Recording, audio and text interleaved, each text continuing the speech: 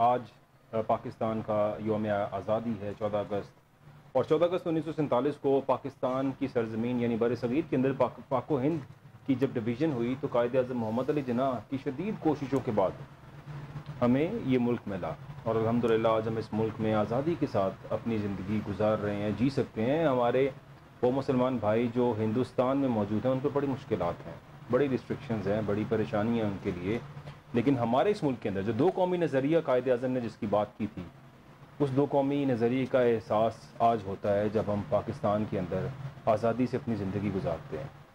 یہاں پہ کوئی ایسے ہندو نہیں ہیں، کوئی ایسے گروپس نہیں ہیں جو آپ کو زبردستی آپ کا دین فالو نہ کرنے دیں، آپ کو وہ تمام ریچولز فالو نہ کرنے دیں جو آپ کا دین آپ کو کہتا ہے۔ ایسے کوئی ہندو مسلم فسادات کی باتیں یہاں پر نہیں ملتی ہیں، اور جبکہ بھارت کو اگر دیکھا جائے تو وہاں پر روزانہ کوئی نہ کوئی نئی کہانی ہے۔ وہاں کے نریندر مودی جو وزیر اعظم ہیں وہ مشہور ہی اس بات سے ہوئے تھے، مسلمانوں کے قتل عام سے، گجرات کے اندر جو انہوں نے کیا، اور اس کے بعد آج بھی وہ وزیر اعظم ہیں بھارت کے، اور جو کچھ وہاں پہ RSS کر رہی ہے، جس طرح سے مسلمانوں کے ساتھ وہاں پر ظلم ہو رہا ہے، یہ پوری دنیا جانتی ہے اور ہر طرف یہ بات پتہ ہے، اور یہی وہ آزادی ہے جس کا ہمیشہ ہم ذکر کرتے رہیں گے۔ اللہ کی بہت بڑی نعمت ہے آزادی۔ جو شخص قید میں ہو اور پابند سلاسل ہو اس سے پوچھیں کہ آزادی کیا چیز ہے، کیونکہ آزادی کی اہمیت تب ہوتی ہے۔ انسان ویسے ہی ناشکرا ہے، اللہ تعالیٰ نے انسان کو جو بنایا ہے، تھوڑا سا انسان چیزوں کو بھول جاتا ہے، جلدی چیزوں کو ان کی قدر کھو دیتا ہے، اہمیت کھو دیتا ہے جب کوئی چیز آ جاتی ہے۔ تو شاید پاکستان میں رہتے ہوئے ابھی ہمیں آزادی کا اس طرح سے احساس نہیں ہوتا، بیکاز ہم وہ جنریشن نہیں ہیں جنہوں نے اسٹرگل کی ہو آزادی کے لیے۔ ہم نے صرف پڑھا، ہم نے صرف دیکھا، اور وہ جنریشن جس نے آزادی حاصل کی، جس کو قدر تھی، وہ شاید ختم ہوتے جا رہے ہیں، بہت کم رہ گئے ہیں، کیونکہ پاکستان کو ماشاءاللہ بنے ہوئے 77 سال ہو چکے ہیں۔ ان 77 سال کے اندر پاکستان کے اندر بہت سی چینجنگز آئیں اور بڑا کچھ ہوتا رہا یہاں پر۔ آج پاکستان کے کیا حالات ہیں اور ان فیوچر پاکستان کے کیا حالات ہوں گے؟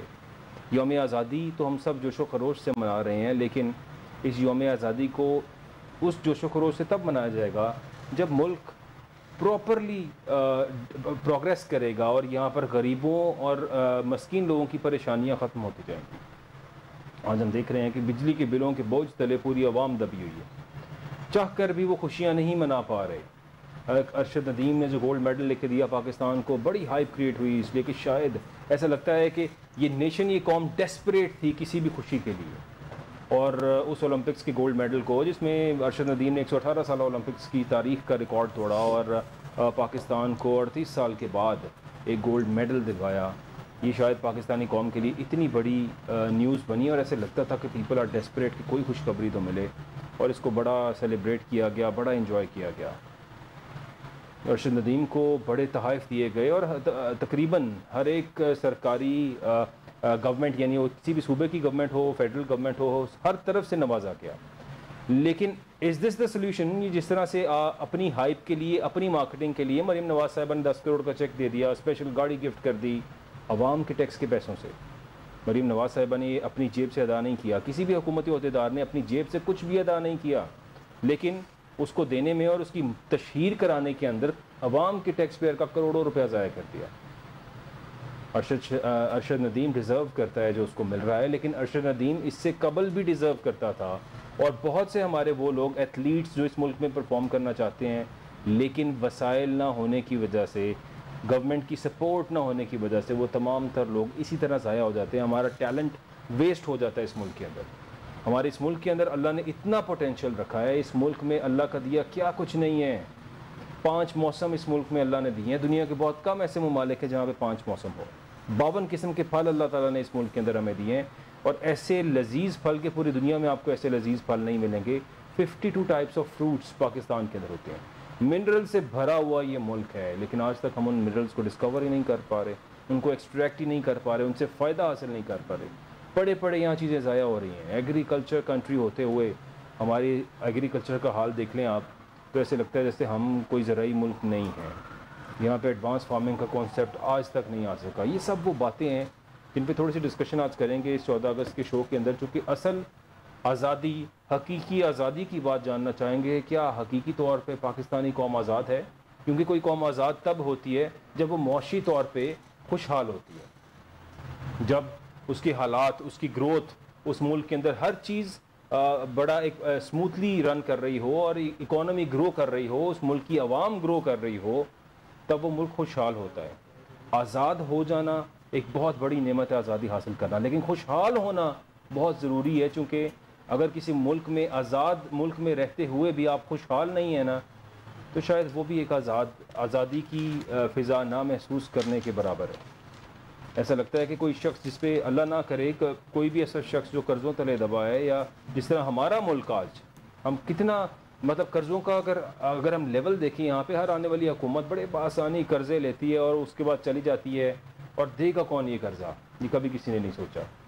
کبھی ایسا نہیں ہوتا کہ کوئی بھی جو گورنمنٹ آئے وہ کہے کہ ہم نے اگر اپنے ٹینیور میں 5 سالہ دور میں، 4 سالہ دور میں، 3 سالہ دور میں اتنا قرضہ لیا تو ہم نے اتنا واپس کر دیا، اور بقایا کا یہ حساب ہے۔ آج تک کسی حکومت نے کوئی حساب نہیں دیا، یہ حکومتیں حساب نہیں دیتی ہیں، کیونکہ یہ تمام تر لوگ اس ملک کے اندر بیٹھے ہوئے، سیاستدان ہو، بیوروکریسی ہو، بہت زیادہ ہو، ہمیں یہ کہا جاتا ہے، بہت سی سورسز یہ بتاتے ہیں، لوگ یہ باتیں بتاتے ہیں کہ کرپشن کی انتہا ہوئی پڑی ہے۔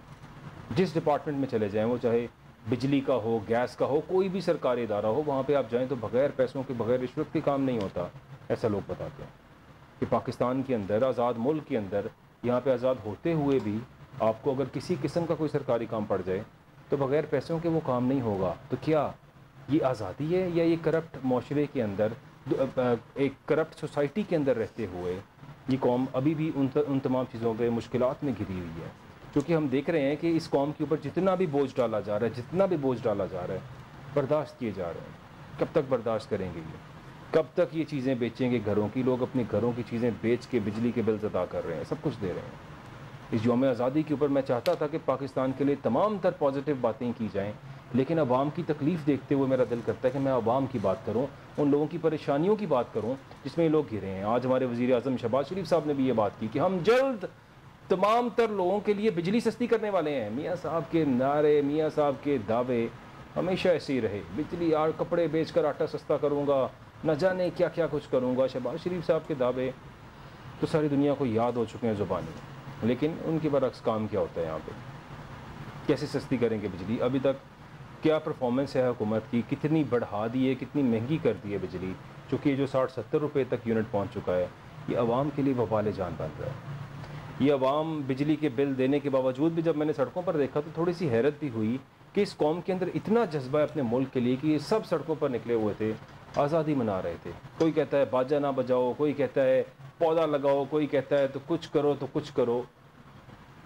یہ عوام، یہ قوم کچھ انٹرٹینمنٹ چاہتی ہے، جو کرتی ہے اس کو کرنے دیں۔ یہ پولیس کی ریسٹرکشنز لگانا، راستے بند کر دینا، ان کو روکنا، ان کو سب کچھ کرنا ٹھیک ہے۔ ہماری اس سوسائٹی کے اندر ایک ایسا عنصر بھی ہے کہ ناسمجھ لڑکے بائکس پہ نکلتے ہیں، ون ویلنگ کرتے ہیں، اپنی جانوں کا رسک لیتے ہیں، پھر ماں باپ پریشان ہوتے ہیں، اور بڑے ایسے واقعات بھی ہوتے ہیں۔ ان سب کی پروٹیکشن، ان کا ایک وے آؤٹ کرنا بہت ضروری ہے، لیکن قوم کے اوپر، ملک کے اوپر کیا آسانیاں ہو سکتی ہیں، اس پہ بات کریں گے۔ اسٹوڈیوز میں مجھے جوائن کر رہے ہیں غلام عباس ہرل صاحب، thank you for being here sir. Colonel Abdul Rauf Sandhu صاحب بھی مجھے جوائن کر رہے ہیں سر، بہت شکریہ آپ کا بھی جوائن کرنے کا۔ اپنی بات کا آغاز کروں گا غلام عباس ہرل صاحب سے۔ غلام عباس صاحب، آج 14 اگست ہے، یوم آزادی ہے، پاکستان آزاد ہوا تھا 14 اگست کو، اور آج تک ہم اس کو سیلیبریٹ کرتے ہیں۔ قائد اعظم محمد علی جناح کی بڑی بھرپور سرتوڑ کوششوں کے بعد ہمیں یہ ملک ملا۔ علامہ اقبال نے اس کا خواب دیکھا تھا، اور علامہ اقبال اور قائد اعظم کی کوششوں، محنت اور ان کے ویژن کی وجہ سے آج ہم اس آزاد ملک کے اندر بیٹھے ہیں۔ لیکن اس آزاد ملک کے اندر آج کیا حالات ہیں ہمارے، سٹارٹنگ فرام ہیئر، پاکستان کی آزادی سے؟ غلام عباس ہرل صاحب۔ دیکھیں، آج جو ہے پاکستان کو حاصل کیے ہوئے 77 سال ہو گئے ہیں، ہمیں یہ آزادی ملے ہوئے، اور اس آزادی کو ہمیں ایسے نہیں مل گئی تھی۔ اس آزادی کو لینے کے لیے ہمارے بزرگوں نے جانوں کا نذرانہ پیش کیا، قائد اعظم کی قیادت میں ایک بڑی لمبی جو ہے وہ تحریک چلائی، جس کی کوششوں کے نتیجے میں یہ ہمارا ملک جو ہے وہ معرض وجود میں آیا۔ اس کے بعد جو ہے اگر آپ دیکھیں، آپ آج 77 سال ہو گئے ہیں، کیا ہم نے اس آزادی کو قائم رکھا؟ اور اگر آپ اس کا تجزیہ لیں گے اپنے 77 سالہ تحریک کو، تو ہم نے اس آزادی کو خطرے میں ڈال دیا ہے۔ ہم نے انگریزوں سے تو آزادی لے لی، ہم نے ہندوؤں سے تو آزادی لے لی، لیکن آج بھی ہماری عوام جو ہے وہ اشرافیہ سے آزادی لینے کے لیے کوشش کر رہی ہے. ہم اشرافیہ سے آزادی ابھی تک نہیں لے سکے. ہم جو ہے نہ یہاں پہ بولنے کی آزادی ہے، نہ آزادی اظہار رائے ہے. اس وقت جو ہے خدا نخواستہ ہماری جو معیشت ہے وہ بیرونی مدد پہ چل رہی ہے، اس میں آزادی نہیں ہے. آپ کی جو خارجہ، داخلی، معاشی جتنی پالیسیاں ہیں وہ آزاد نہیں ہیں.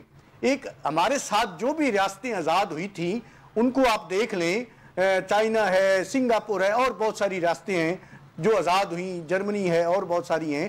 ان کو دیکھ لیں آج وہ کہاں پہنچ گئی ہیں. اس کے بعد جو ہم سے علیحدہ ہوا، بنگلہ دیش ہوا، وہ ہم سے آگے نکل گیا. اور اس کی وجہ یہی ہے کہ ہم نے ہمیشہ جو ہے مسیحوں کی تلاش کی ہے. کوئی مسیح آئے گا اور ہمارے ملک کو ٹھیک کر دے گا.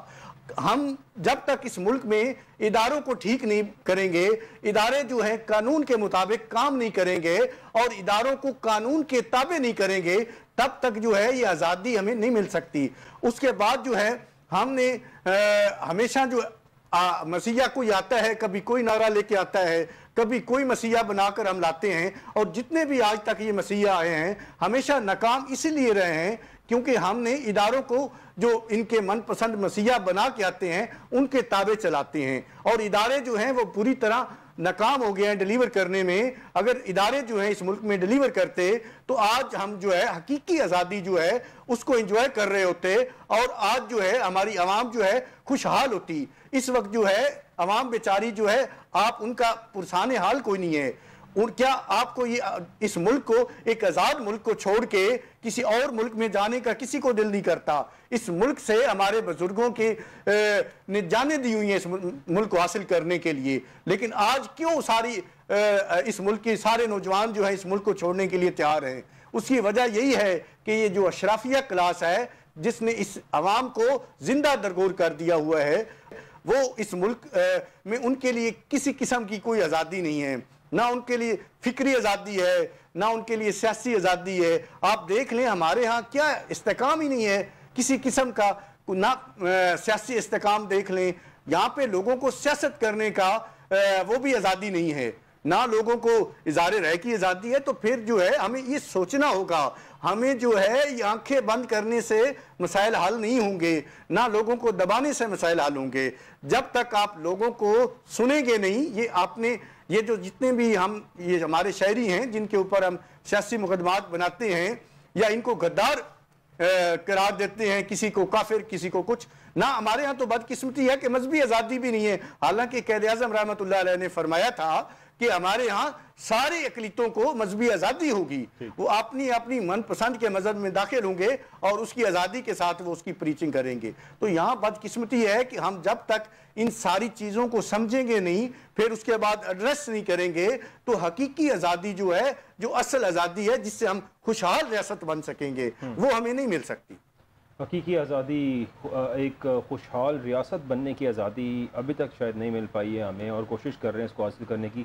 کرنل عبدالرؤف سندھو صاحب، سر، یو ہیو بین، آپ ظاہر آرمی سے کرنل ریٹائر ہوئے اور you have been serving in forces, اور آپ نے کافی جگہوں پر سرو بھی کیا، بڑے بڑے مشکل حالات بھی دیکھے اس ملک کے لیے. بہت سے ہمارے ایسے شہداء جنہوں نے جانیں دی، آپ کے بیچ میٹس بھی تھے، آپ کے سینئرز جونیئرز بھی تھے. You have been looking at all of this. What's your take on that 14 اگست کے حوالے سے؟ سر جی، thank you very much Bilal. I thought کہ آپ جو پہلے اسکیم آف ڈسکشن تھی آپ کی، کہ آج صرف آپ کنسنٹریٹ کریں گے کہ آزادی، پاکستان کی آزادی کیسے ہم نے حاصل کی، بالکل اس کے کیا ہمیں ثمرات ملے، اس میں کیا ہمیں ہوا. مگر انفارچونیٹلی ہم تو سیاست کی طرف چل پڑے ہیں، ٹھیک ہے نا. سیاست میں بہت ٹائم ہے، پورا سال ہم سیاست کے پروگرام کرتے ہیں، کسی کو برا بھلا کہتے ہیں، کسی کو اچھا کہتے ہیں، کیونکہ وہ سیاسی ڈسکشن تو اتنی کامن ہو گئی ہے کہ ہم بندے کو کہیں. مگر آج کے لحاظ سے کہ جب ہم نے آزادی حاصل کی، تو آزادی حاصل کرنے کے لیے جیسے آپ نے کہا 2 قومی نظریہ تھا، ٹھیک ہے نا. اور قائد اعظم کی باقی مذہبی جماعتیں جو تھیں، ہماری مذہبی جماعتیں جو 1940 میں ان کا وجود ہوا، 1940 میں، ٹھیک ہے. جماعت اسلامی بھی 1940 میں بنی، اور جمعیت الہند جو تھی وہ بھی اس کو ری شیپ کیا گیا 1940 میں. اور پھر جمعیت اہل حدیث اور بریلوی، جتنے بھی مذہبی جماعتیں تھیں ان کو 1940 میں بنایا گیا. ابھی ہم جب اسٹڈی کرتے ہیں ساری اسٹرگل کو تو قائد اعظم 2013 میں واپس چلے جاتے ہیں، انگلینڈ واپس چلے جاتے ہیں، اور ادھر جو ایک مسلم لیگ نون بنی تھی وہ بنی تھی ایسٹ پاکستان۔ بالکل اس کی ساری اسٹرگل جو ہوئی پاکستان بننے کے وقت وہ ہوئی یو پی میں، ایسٹ پاکستان میں، جو وہ علاقے جو انڈیا میں رہ گئے، ٹھیک ہے، پاکستان میں نہیں ہے۔ جو ہمارے ادھر پنجاب میں جو علاقے تھے اس میں اسلامیہ کالج لاہور، گجرانوالہ اینڈ پشاور، 3 جو تاریخی جلسے ہیں جو قائد اعظم نے ایڈریس کیا طلباء کو آ کے، اور اس کے علاوہ لوگ بڑے حیران پریشان ہوتے تھے کہ ہم اگر اسٹرگل ہو رہی ہے تو وہ یو پی میں ہو رہی تھی زیادہ، ٹھیک ہے، جیسے علی گڑھ۔ تو اس کی اب دیکھیں منورنگ کی جو ہے، اس آزادی میں پارٹیشن تھی، مائگریشن نہیں تھی۔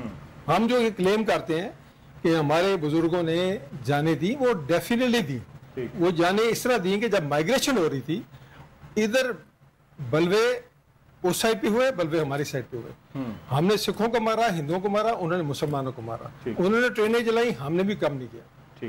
یہ جتنی بھی تھی پارٹیشن تو ہونی تھی، پارٹیشن کے بعد طے ہو چکا تھا کہ جو جہاں بیٹھا ہے وہ وہاں ہی رہے گا اور اقلیت میں رہے گا۔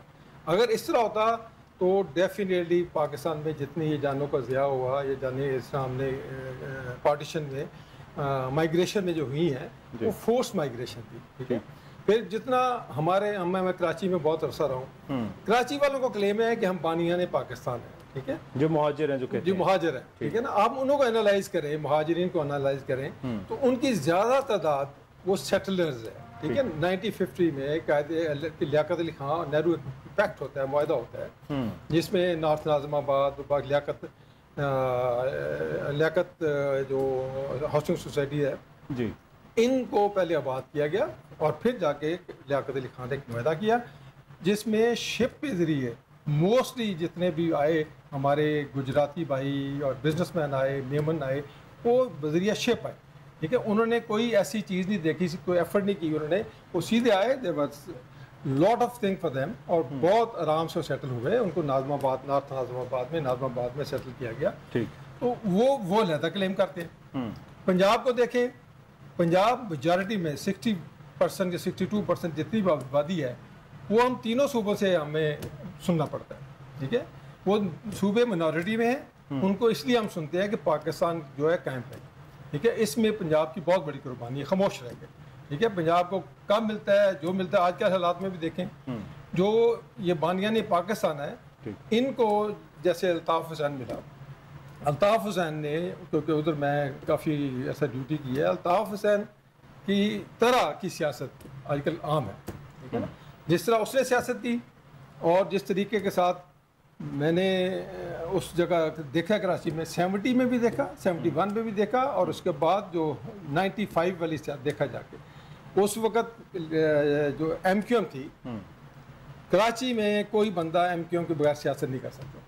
اگر وہ چاہتے ایک آواز سے وہ پوری مارکیٹ بند ہو جاتی، شہر بند ہو جاتے، حیدرآباد، کراچی، سکر سب بند ہو جاتے، وہ بھی سیاست ہم نے دیکھی ہے۔ تو اس میں ہم پاکستان کو قصوروار نہیں ٹھہرا سکتے، ٹھیک ہے۔ وہ ساری کی ساری جو اسٹرگل تھی وہ غلط تھی۔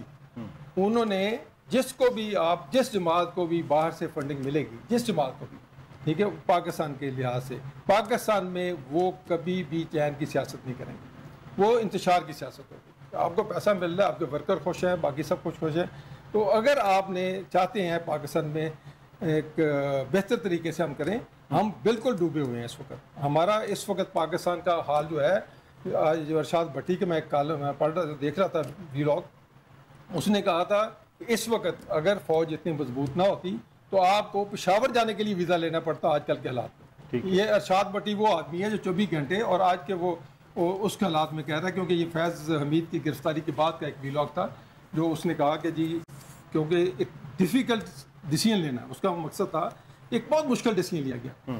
تو ہمیں پہلے تو یوم آزادی پہ، اس کے بعد ہم نے پاکستان میں کیا گین کیا، بہت گین کیا، ہم نے اپنے سپورٹس میں بہت گین کیا۔ پھر جب پاکستان میں سپورٹس کے اندر بھی جو فیڈریشنز تھیں انہوں نے کرپشن شروع کر دی، انہوں میں سیاست آ گئی، ٹھیک ہے، جو 70s میں ٹوٹل سیاست آ گئی فیڈریشن پہ۔ پہلے ہم اس लगन में काम करते थे कि हमने इंडिया को कम्पीट करना है, हम इस लगन पे स्पोर्ट्स में हिस्सा लेते थे कि हमने इंडिया को बीट करना है। सर हमने बड़े बड़े अच्छे एथलीट प्रोड्यूस किए जिन्होंने दुनिया के अंदर पाकिस्तान का नाम रोशन किया। मैं कहता हूं कि इस बार ओलंपिक्स में टोटल 7 लोग गए हैं पूरे पाकिस्तान से। मैं कहता हूं कि डेफिनेटली पाकिस्तान हॉकी जो टॉप पे थी, देखिए हमारा कौमी खेल जी, उस वक्त आप हैरान होंगे, उस वक्त ग्राउंड भी नहीं थे।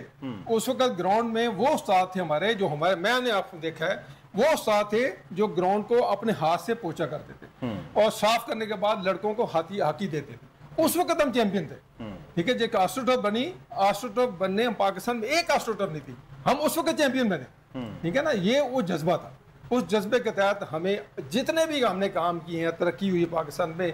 अगर हमने एटम बम बनाया है, बाकी चीज़ें तरक्की की है, सारी की सारी इंडिया के मुकाबले में आने के लिए की कि इंडिया का वो हमसे बरतरी नहीं, क्योंकि हम उनसे आज़ाद हुए थे। फिर मुझे मौका मिला है सोमालिया में, मैंने तीनों देखा है, इंडिया, बांग्लादेश, पाकिस्तान।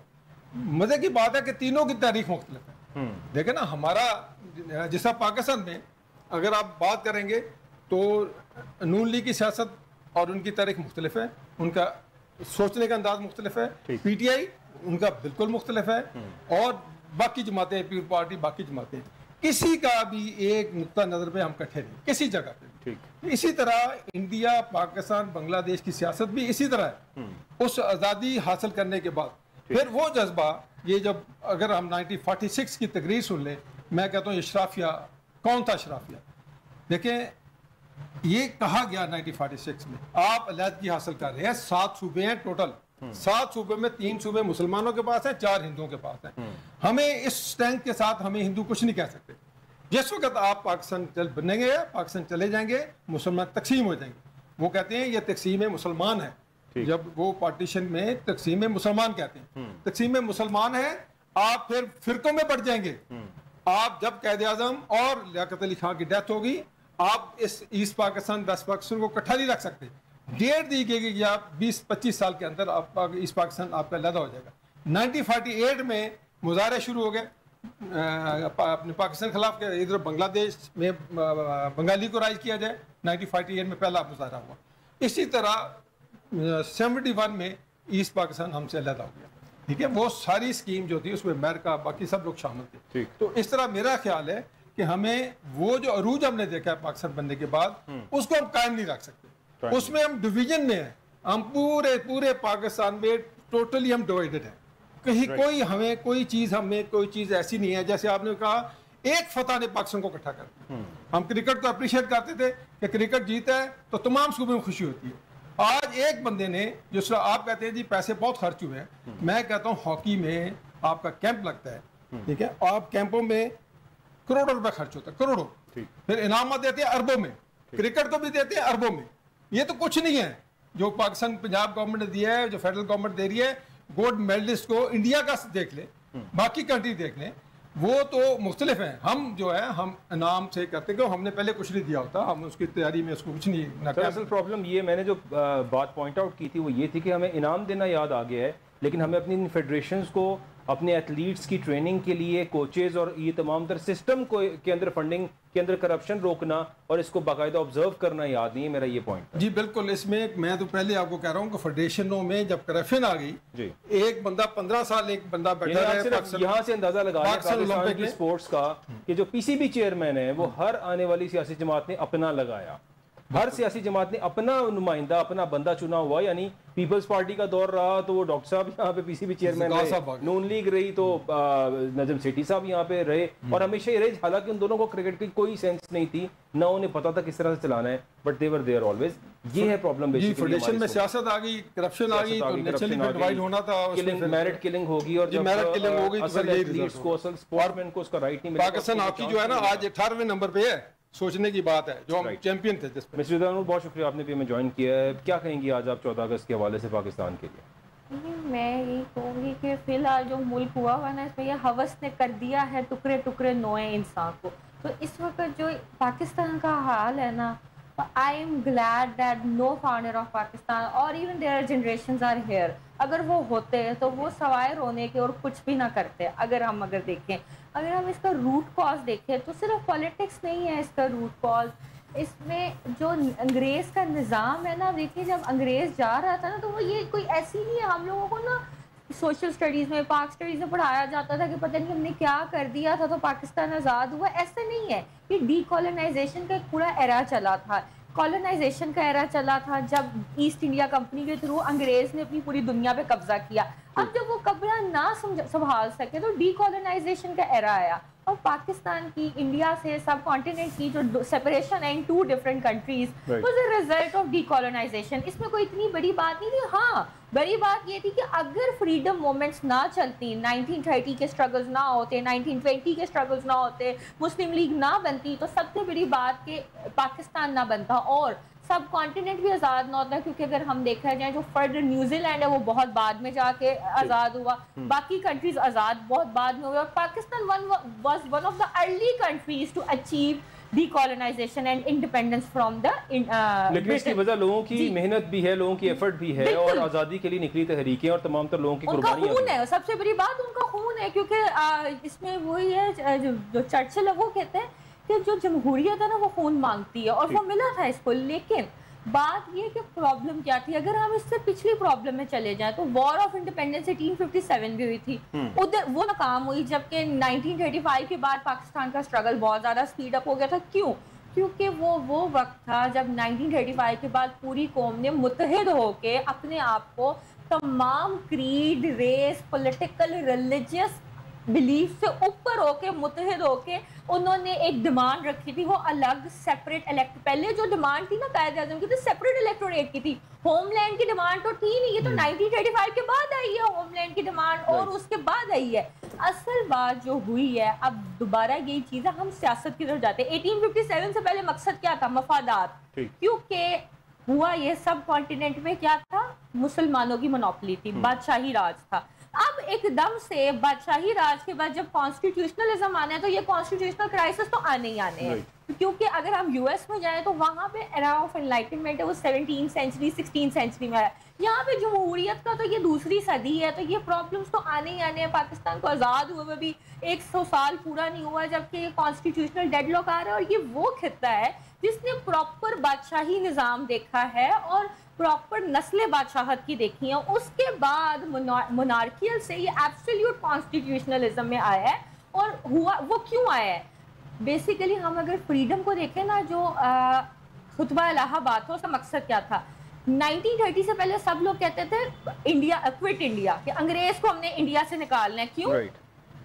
لیکن اس کا نقصان کیا تھا؟ مسلمانوں کو لگتا تھا کہ ان کی وہی والی پوزیشن ہوگی جو مغل ایرا میں تھا، پری انگریز ایرا تھا. لیکن یہ قائد اعظم علامہ اقبال نے دیکھا کہ نہیں، ایسا نہیں ہے. Now Muslims are no more majority, now they are in the minority. تو ہم لوگوں نے یہ جو پرسیو کر رہے ہیں نا کہ اگر انگریز چلا بھی گیا تو ہماری حال بدلے گی نہیں بلکہ خراب ہوگی، کیونکہ اس وقت ہم برباد ہوئے میں ہمیں ریلیجیس اور سوشل پولیٹیکل ڈفرینسز میں سپلٹ اپ کر دیا گیا. کیونکہ جس وقت علامہ اقبال کا زمانہ تو اس وقت جو مذہبی جماعتیں تھیں ان کے اندر تفرقات بہت زیادہ تھے، بہت زیادہ تھے. یہاں تک تھے کہ ان کو علامہ اقبال کو لیٹر لکھے جاتے تھے کہ آپ ان مذہبی فرقوں کو کچھ کرنے کے لیے، بہتری کرنے کے لیے لکھیں. تو انہوں نے کہا میں نہیں کر سکتی، اس کا وہ حل ہے کیونکہ پچھلے 20 سال سے میں کوشش کر رہا ہوں اور اس کا حل نہیں ہے. تو بہتر یہی ہے کہ واٹ وی ڈو از، تو پھر انہوں نے ایک سیپریٹ ہوم لینڈ کا آئیڈیا دیا. لیکن وہ آئیڈیا تھا کیا؟ وہ آئیڈیا یہ تھا کہ ہم ایک سیپریٹ ہوم لینڈ بنائیں گے تاکہ ہم لوگ دنیا کو دکھا سکیں کہ اسلامی معاشرہ کیسے ہو سکتا ہے، so that to get back our position. پھر آہستہ آہستہ ہم باقی ٹیریٹریز کو بھی اپنا حصہ بنا لیں گے، کیونکہ ایک ہماری میجورٹی اسٹیٹ ہوگی جہاں پہ اسلام کا نظام ہوگا، لون فری نظام ہوگا، سود نہیں ہوگا. جہاں پہ اسلام کا نظام ہوگا تو کیا ہوگا؟ ریاست مدینہ جیسا آئیڈیل نظام ہوگا. جب آئیڈیل نظام ہوگا تو دنیا تو ہمیں فالو کرے گی، دنیا ہمارے ساتھ کنفیڈریٹ کرے گی. مطلب بجائے اس کے کہ بنگلہ دیش ہم سے ٹوٹے، انڈیا بھی ہمارے پاس آئے. جو خطبہ الہ آباد تھا اس کا مقصد یہ تھا کہ how to get back our own original position which we enjoyed at the time of Mughal era. لیکن اس کو اچیو کرنے کے لیے بجائے اس کے کہ ہم کوئٹ انڈیا موومنٹ کریں، ہم سیپریٹ ہوم لینڈ کی ڈیمانڈ کرتے ہیں. ایک بار ہمارے پاس ملک آئے گا تو ہم باقی ملکوں کو بھی اپنا سولیڈیریٹی میں لے لیں گے. لیکن یہاں پہ کیا ہوا, ہمارے پاس ملک آ گیا, ہم نے اس کو برباد کر دیا, اس کا نقصان یہ ہوا ہے. تو یہ this is totally going in contravention with the original aims of the creation of the separate homeland. آج سب لوگ سیپریٹ ہوم لینڈ کو کافی زیادہ لوگ کرٹیسائز کرتے ہیں, ان کو یہ نہیں پتا کہ سیپریٹ ہوم لینڈ کا آئیڈیا کیا تھا. ایک آئیڈیل سچویشن بنانا کہ how Muslim nations are and how they should be. لیکن یہاں پہ کیا ہوا ہے, مسئلہ یہ ہے کانسٹیٹیوشنلزم اور اسلام اور ماڈرن رائٹ پراپر کنٹراسٹ میں آتے ہیں. اس کو ویسٹرن ہیجمنی کا نام دیا جاتا ہے. اگر ہم ماڈرن ہیومن رائٹس کی بات کریں نا, تو they are in total conflict with اسلام.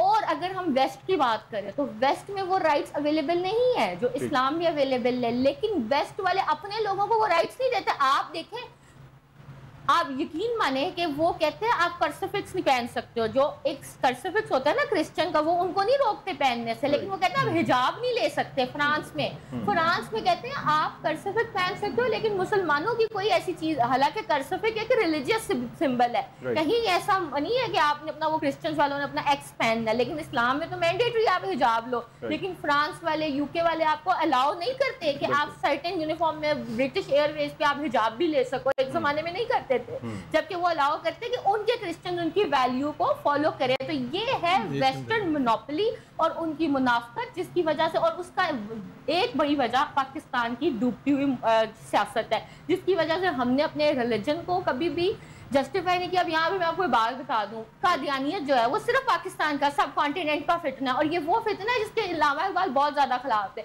آج پوری دنیا میں کسی کو نہیں پتا قادیانی کیا ہے, سعودی عرب کو نہیں پتا قادیانی, ان کو بھی مسلمان سمجھتے ہیں. ایگزیکٹلی, وہ ان کو مسلمان سمجھتے ہیں. کس کا فرض ہے ان کو بتانا؟ یہ کیا ریاست ہے پاکستان کا فرض نہیں ہے کہ دنیا کو بتایا کہ وہ مسلمان نہیں ہے؟ ہم نے ان کو اگر نان مسلم ڈکلیئر کیا اور وہ باہر جا کے اپنی تبلیغات کر رہے ہیں, اور بالکل ٹھیک کہہ رہی ہیں. ایسے بہت سے مسائل ہیں ہمارے ملک کے اندر. اور کرنل صاحب کچھ کہنا چاہ رہے ہیں آپ؟ میں کہلی یہ بالکل میں ایگری کرتا ہوں, تھیوریٹیکلی جو باتیں کی ہیں ماشاءاللہ بہت اچھی ہیں جی. مگر یہ انالائز کریں کہ جب آزادی ہوتی ہے نا, اس وقت پاکستان آزاد نہیں ہوتا. ایک ایگریمنٹ ہوتا ہے یو کے اور یو ایس اے میں, وہ ہوتا ہے 1943 کے اراؤنڈ, ٹھیک ہے, جس وقت امریکن سپورٹ دینی ہوتی ہے یو کے. رائٹ. اس وقت ٹوٹل جو تھی وہ 53 یا 54 کالونیز تھی انگلینڈ کی. اس پہ دونوں نے میوچلی ایگری کیا, ٹھیک ہے, جس وقت یہ سپورٹ دینے سے پہلے کہ اگر ہم آپ کو بچاتے ہیں ٹوٹل ڈیفیٹ سے, تو آپ کو 5 کالونیاں آپ رکھ لیں, باقی ریمیننگ تمام کالونیاں جو ہیں وہ آپ کو آزاد کرنی ہوگی, ٹھیک ہے. تو اس میں 49 کنٹریز آزاد ہوئے اس دیٹ ایگریمنٹ. پہلی تو بات ہے ہمیں یہ سوچنا ہے, دیکھنا ہے, یہ ہسٹری ہے, ٹھیک ہے, اس میں سمجھنا ہے ہم نے. جب وہ 49 کنٹری آزاد ہوئی, انہوں نے کیا کہا اس وقت کہ ہم اپنا فزیکلی آکوپائی نہیں کریں گے, ہم اس کو فائنینشلی کنٹرول کریں گے. وہاں سے جو نیشنل لیگ کے بعد یو این ایف بنا, اس میں I M F, world bank, یہ کانسیپٹ آیا کہ ان ریاستوں کو کنٹرول کرنے کے لیے ہمیں آئی ایم ایف کی ضرورت ہے. سب سے آخر میں چائنا ہوا, ٹھیک ہے. جن ملکوں نے اپنی آزادی کو صحیح طریقے سے یوٹیلائز کیا, صحیح ڈائریکشن پہ چلے, وہ آج آزاد ہو گئے. ہم کیا ہے, ہمیں آپ دیکھیں پاکستان بننے میں, جیسا جو میڈم بتا رہی ہیں, پاکستان بننے کے وقت کیا ہو گیا, ہمیں کیوں ایک مسئلہ پیدا ہو گیا کہ ہم نے چیف آف آرمی اسٹاف انگریز رکھا, ٹھیک ہے.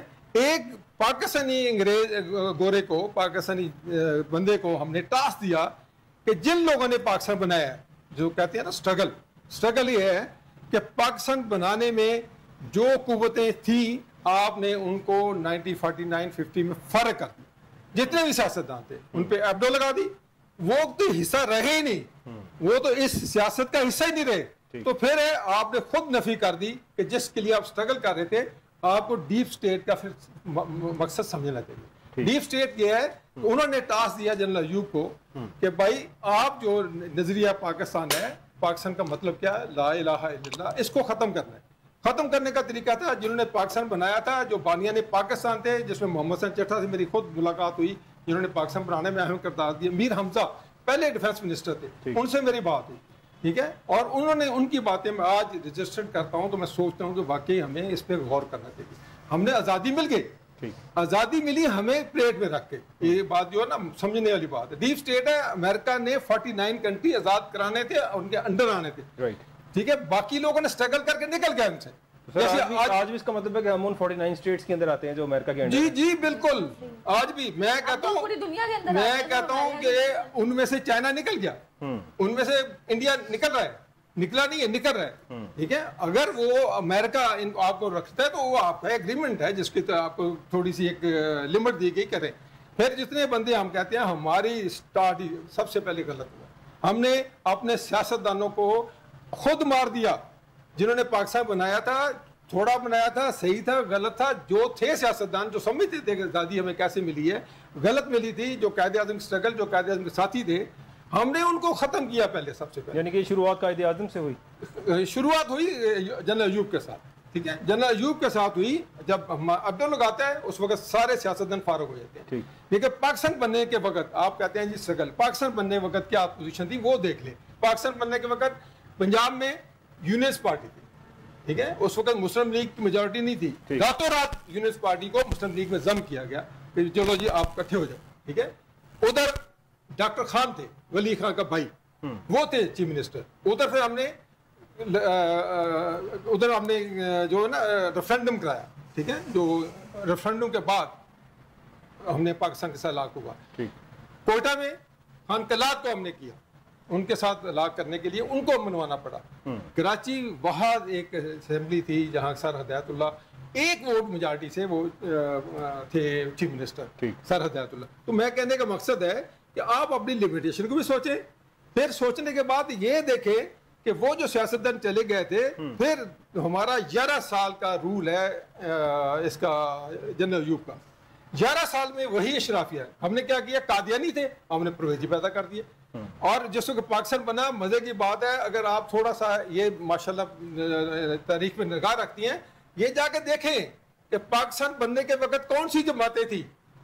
سر ظفر اللہ فارن منسٹر تھے آپ کے, قادیانی شامل تھے آپ کے, سب یہ مذہبی جماعتیں نہیں شامل تھی. شیعہ حضرات, آغا خان سوئن وہ فائنانس کرتے تھے, برٹش جو پیسے دیتا تھا جو ڈیموکریسی کے لیے. ہم نے دیکھے نا کانگریس بھی تو انگریزوں نے بنائی, ایک میجر نے بنائی, مگر ان کے نام تگڑے ہو گئے, بہتر ہو گئے. ہم نے کیا کیا, ہمیں جو پیسہ ملتا تھا ہم تو ڈیوائڈ ہو گئے. ہم نے پاکستان بننے سے پہلے سارا میڈیا اٹھا کے شیعہ حضرات کے پاس دے دیا کہ لو جی, وہ کوئی انہوں نے نہیں کیا, ان کو دیا گیا. ٹھیک ہے, اس میں ایڈ کرنا چاہوں گی کہ بیسیکلی جو پاکستان کا مقاصد تھے نا وہ یہ تھے کہ ہم ایک فری اسٹیٹ بنا کے دنیا کو بتا سکے, لیکن ہوا یہ کہ ہم نے جان کے ایسے مسائل میں میرے کہنے ایک منٹ اس کی بڑی میں اپنا ایک آخری ہے. دیکھیں میں کہتا ہوں کہ آج بھی کمبینیشن کسی حکومت کو چینج کرنے کے لیے وہی استعمال ہوتا ہے. کون سا استعمال ہوتا ہے, قادیانی فنڈ استعمال ہوتے ہیں. آج بھی آپ کہتے ہیں نا دنیا کو, واقعی دنیا استعمال کر رہی ہے قادیانی کو اگینسٹ پاکستان. دنیا استعمال کر رہی ہے, آپ کے پرویزی بنے تھے وہ ختم ہو گئے. ٹھیک ہے, مگر آپ آج سکھوں کو دیکھ لیں, سکھ نہیں چاہتے علیحدہ ہونا, انڈیا چاہتا ہے, امریکہ چاہتا ہے علیحدہ ہو جائے, وہ ہمارے گلے پڑے. پاکستان میں یہ جو نئی تھیوری بن رہی ہے تو اس میں کائنڈلی یہ سوچیں, بالکل ٹھیک, آج بھی ہم نے جو ہے نا صوفیزم, ٹھیک ہے, مجاور, شاہ محمود قریشی, باقی لوگ, یہ اس وقت بھی انگریزوں کے پٹھو تھے, چودھری نثار. بالکل, یعنی کہ اس ٹائم پہ بیٹھے ہوئے تمام تر لوگ تھے جو اس وقت کی اشرافیہ, جو آج بھی سہولت کار تھے, جو سہولت کار تھے, آج بھی جو خدمت گار تھے, وہ آج بھی وہی پاکستان, اسی نظام کو ہم قائم رکھتے ہیں, اسی نظام کو کنٹینیو کیا. ابھی آپ دیکھیں جب نون لیگ آئی یا عمران خان آتے ہیں, آپ کو کون سی جماعتیں ملتی ہیں جو ساتھ دیتی ہیں, یہی آئندہ بھی ہوگا. What your point. Ghulam Abbas سرل صاحب اپنی ساری بات سنی, اور کرنل صاحب نے بڑا کلیئرلی بتا دیا کہ انگریز نے آزاد کرائی ریاستیں 49, اس کے اندر سے شاید پاکستان ابھی بھی ان کے اثر و رسوخ کے اندر ہے, اور بتایا کہ جن لوگوں نے پاکستان کو بنایا تھا, جو ہمارے اصل سیاستدان تھے, ان کو تو ختم کر دیا گیا, اور اس کے بعد تمام تر امپورٹڈ لوگ مسلط کیے گئے. تب سے آج تک یہی کہانی پاکستان میں چل رہی ہے. کیا کہیں گے آپ؟ دیکھیے, ہم نے ایک آزاد اور خود مختار اور خوشحال ریاست کے لیے یہ ساری جدوجہد کی تھی, اور اس کے بعد ہم نے اپنا جو ملک بنانے والے ہمارے قائد اعظم محمد علی جناح صاحب تھے, ان کے ساتھ کیا کیا, اس کے بعد جتنے قومی ہیرو آئے ان کے ساتھ کیا کیا. ہم نے جو محسن پاکستان ہے ڈاکٹر عبدالقدیر صاحب, ان کی آخری خواہش کو نہیں پورا کیا. انہوں نے کہا کہ مجھے فیصل مسجد میں جو ہے مجھے دفن کیا جائے, لیکن وہاں پہ قبر بھی کھود دی گئی. جتنے بھی پاکستان کے محسن تھے وہ اس کے بعد قبر کھود دی گئی اور پھر آخری وقت میں کہیں سے پیغام آیا کہ جی نہیں ان کا کہیں اور بندوبست کریں. تو ہم نے اپنے جو بھی ہیرو تھے ہم ان کو گدار دیتے ہیں اور نئے ہیرو کی تلاش میں ہمیشہ رہتے ہیں. ہمارا المیہ یہ ہے کہ جو محسن پاکستان ہیں جو ہیرو ہیں ان کو ہم نے گدار دینا ہوتا ہے اپنے سیاسی مقاصد کے لیے اور اپنے اقتدار کو طول دینے کے لیے, اور اس کے بعد ہم نئے ہیرو تلاش کرتے ہیں. پھر جو ہے ایک قوم کو بے وقوف بنایا جاتا ہے, ہماری معصوم قوم کو. پھر جو ہے وہی ہم دائروں میں گھوم رہے ہیں. کئی سالوں سے ہم پچھلے 70 سال میں یہ ملک جو ہے دائروں میں گھوم رہا ہے اور اسی وجہ سے جو ہے ہم ترقی اور خوشحالی کے رستے میں آج تک نہیں چل سکے. اور ہماری معیشت جو ہے اس وقت اگر چٹھا صاحب ہماری سمت درست ہو جائے تو مجھے تو خدا نخواستہ ابھی بھی اس کے بہتر ہونے کے چانس نظر نہیں آتے, لیکن دیکھ لیں ابھی تک سمت درست نہیں ہو رہی. تو یہ اور جو یہ کرنل صاحب بات کر رہے تھے جتنی بھی یہ معاشرتی اور سیاسی اور مذہبی تفریق آئی ہے نا پاکستان میں, یہ سب سے زیادہ جو ہے جنرل ضیاء الحق کے دور کے بعد شروع ہوئی ہے. اس سے پہلے اس قدر نہیں تھی, مطلب اتنی اور آپ نے دیکھا سکوت ڈھاکہ بھی ہوا. لاسٹ منٹ سے میں چاہوں گا صرف سولوشن کی اگر بات کی جائے, کیا سولوشن آپ کے ذہن میں کیا آتا ہے؟ پاکستان کس طرح سے ٹھیک ہو سکتا ہے؟ ان ٹربل سے ہم کیسے باہر آ سکتے ہیں؟ دیکھیں سولوشن ایک ہی ہے چٹھا صاحب کہ آپ آئین کے مطابق اور قانون کے مطابق اس ملک کو چلائیں اور اداروں کو قانون کے تابع کریں, نہیں تاکہ جو ہے ادارے کام کریں. جب تک ادارے کام نہیں کریں گے, ڈیلیور نہیں کریں گے, تب تک یہ ملک ترقی نہیں کر سکتا. اور جتنے بھی ملک آپ دیکھ رہے ہیں آپ کے ساتھ آزاد ہوئے تھے جن کے اداروں نے کام کیا, اداروں میں جو ہے وہ سیاسی مداخلت نہیں تھی. یہاں پہ تو ہر ادارے میں سیاسی مداخلت ہے, آپ کی عدلیہ میں سیاسی مداخلت ہے, باقی ادارے جو ہیں ایک دوسرے میں مداخلت کرتے ہیں. جب ایک نظام نہیں ہوگا, ایک مساوی نظام نہیں ہوگا, ہر کسی کو جو ہے وہ ترقی کے یکساں مواقع نہیں آپ فراہم کریں گے. یہ تفریق جو آپ نے ایک بنائی ہوئی ہے اس کو ختم کرنا پڑے گا, تب تک یہ ملک جو ہے ترقی نہیں کر سکتا. اور یہ اس بات کو سمجھنا بہت ضروری ہے. کرنل صاحب, یہ جب تک ہم عدلیہ کو ٹھیک نہیں کرتے, ٹھیک ہے, جب تک انصاف نہیں ملتا, یہ تفریق ذہنی ہے. اس کا بہترین حل یہ ہے کہ تمام سیاستدان وہ کٹھے بیٹھیں, عدلیہ کو بٹھائیں, فوج کو ساتھ بٹھائیں. ایسے جو آبزرور ہوتے ہیں نا وہ ان کو ایز اے آبزرور بٹھائیں, ٹھیک ہے. خود یہ فیصلہ کریں کہ ہم نے ملک کو چلانا کیسے. اس پہ ایک نیا ڈاکومنٹ, ایک ایگریمنٹ بننا چاہیے. اس وقت جتنی بھی تفریق ہو چکی ہے وہ بہت نقصان دہ ہے. ہمیں اتحاد کی ضرورت ہے. اتحاد تب بھی آنا ہے جب سیاستدان مل کے کو نکالیں گے. پہلے بھی سیاستدانوں نے نکالا تھا, پاکستان بننے پر قائد اعظم, یہ باقی جو سیاستدان تھے جتنے سیاستدان تھے انہوں نے کم ملا زیادہ ملا اس بحث میں نہیں جاتے. کیسے ملا؟ حل ملا کہ ایک ملک مل گیا. ابھی بھی ضرورت ہے تمام سیاستدان جب تک کٹھے نہیں بیٹھیں گے, اور عدلیہ جب تک 140 سے 10ویں نمبر پہ نہیں آ جاتی دنیا میں, یہ ملک 140 سے 10ویں نمبر, جی جب تک نہیں آتی میری جان, جب تک نہیں آتی یہ عدلیہ کو. میں نے ذاتی طور پہ ایز اے لیٹیگیشن میں میں نے جا کے دیکھا ہے, ٹھیک ہے. جو حالت یہ وکلا صاحب ہمارا کرتے ہیں نا, آپ کو اندازہ نہیں ہے. کبھی مجھے خود بھی ایک وکیل ہیں, کرنل صاحب کہہ رہے ہیں جو حال آپ کرتے ہیں لوگوں کا بڑا برا کرتے ہیں, کیا کہیں گے آپ اس میں؟ I just want your points کہ پاکستان کیسے ٹھیک ہو سکتا ہے. کرنل صاحب نے پوائنٹ ایک ریز کیا ہے کہ یہاں پہ اگر عدلیہ ٹھیک ہو جاتی ہے 140 سے 10ویں نمبر پہ آ جائے, کتنا ٹائم لگے گا ہمیں 10ویں نمبر پہ آتے ہیں؟ دیکھیں ابھی بھی پاکستان کی عدلیہ بہت آگے, اگر ہم باقی اداروں سے کمپیئر کریں اور باقی ملک کی عدلیہ دیکھیں, اس پہ پورا آپ کا پروگرام ہو جائے گا, تو میں اس پہ ڈیٹیل پہ چھیڑنا نہیں چاہتی. پاکستانی مسائل ایسے ہیں کہ آپ ایک جج کے پوائنٹ آف ویو سے دیکھیں نا, تو ہمارے مسائل اتنے گندے قسم کے مسائل ہیں.